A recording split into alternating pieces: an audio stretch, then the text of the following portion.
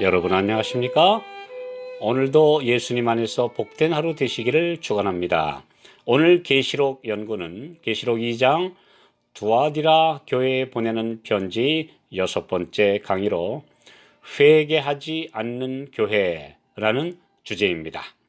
계시록 2장 22절 23절 볼지어다 내가 그를 침상에 던질 터이요 또 그로 더불어 간음하는 자들도 만일 그의 행위를 회개치 아니하면 큰 환난 가운데 던지고 또 내가 사망으로 그의 자녀를 죽이리니 모든 교회가 나는 사람의 뜻과 마음을 살피는 자인 줄 알지라. 내가 너희 각 사람의 행위대로 갚아주리라. 여기에 침상은 헬라어로 클리네라고 하는데 고통과 질병의 병상을 의미합니다. 음행은 마음의 질병일 뿐 아니라 몸에도 심각한 질병을 일으켜 병상에 눕게 하며 이는 자업자득의 결과입니다. 세상은 전염병 환자들의 병동처럼 되어가고 있습니다.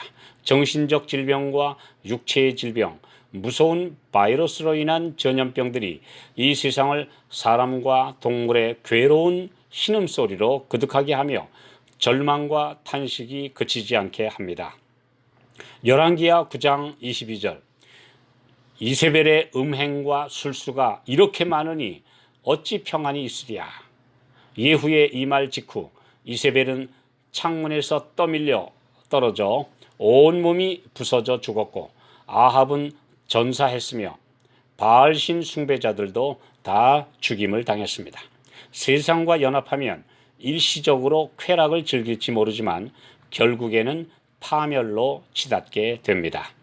그럼에도 불빛에 날아드는 불나방같이 오늘날도 수많은 사람들이 부와 명예와 쾌락의 유혹에 이끌려 사탄의 먹이가 되고 있는 현실입니다.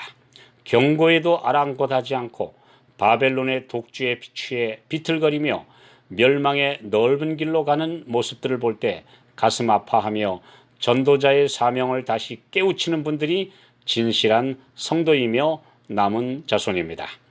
육체적, 영적으로 간음한 자들이 회개하지 않으면 이 음료와 같은 운명에 처해질 것이라고 경고하십니다.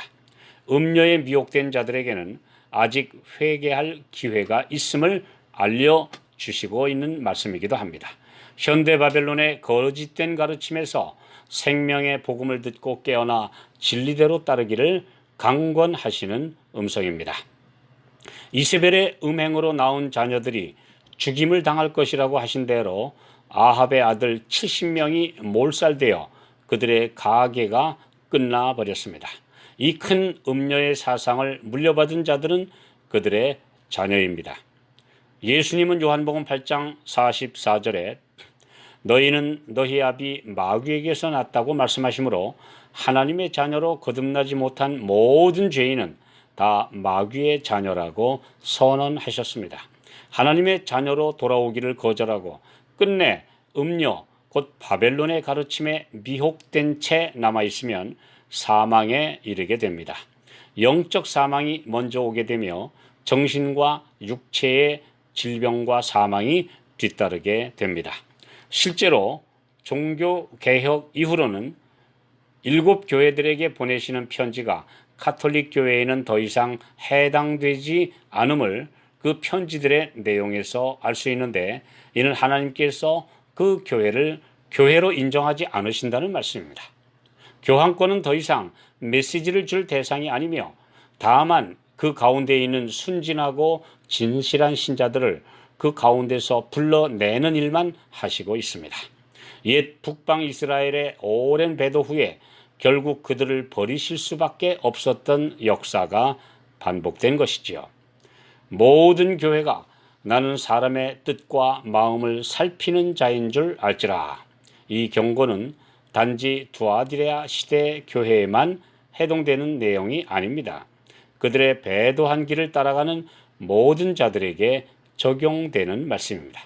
모든 교회가 이 경고에 주의하고 영적 음행과 세속화에서 돌이키기를 원하십니다. 주님은 모든 사람의 뜻과 마음을 살피십니다. 뜻은 헬라어로 신장, 그 콩팥을 가리키는 단어로 의지와 감정을 의미하는 표현입니다. 그리고 마음은 지성과 이성의 중심을 가리킵니다.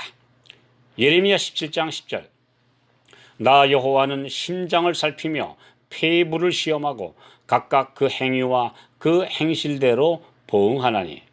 주님께서 보시는 것은 겉으로 나타난 행위보다 그 동기와 마음의 상태, 의지가 어디로 무엇을 향하고 있는지를 살피십니다. 아무것도 그분의 눈앞에 숨겨질 수 없다는 사실을 명심하라고 말씀하십니다. 내가 너희 각 사람의 행위대로 갚아주리라. 구원은 오직 믿음으로 거저주시는 은혜의 선물입니다. 그러나 신자가 이 받은 구원을 잘 간수하고 말씀 곧 하나님의 모든 계명대로 순종하여 그들의 행동이 선한 열매를 맺는 것이 구원의 완성으로 올라가는 것입니다. 이것이 곧 믿음에서 믿음으로 이르는 길입니다. 빌립보서 2장 12절 항상 복종하여 두렵고 떨림으로 너희 구원을 이루라.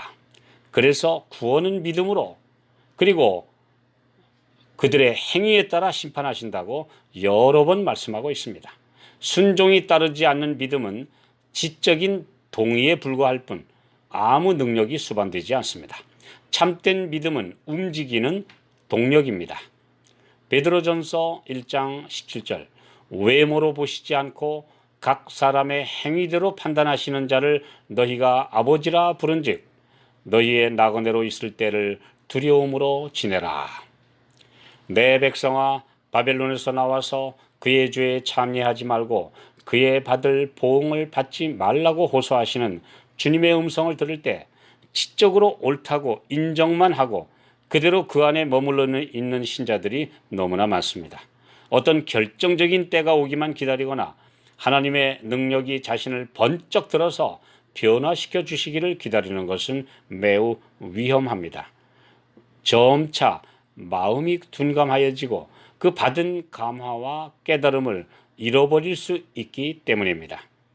여러분, 가장 안전한 길은 오늘 주께서 말씀을 통해 빛을 주실 때 즉시 순종하는 것입니다. 이런 주님의 택함 받은 귀한 성도들이 되시기를 축원합니다.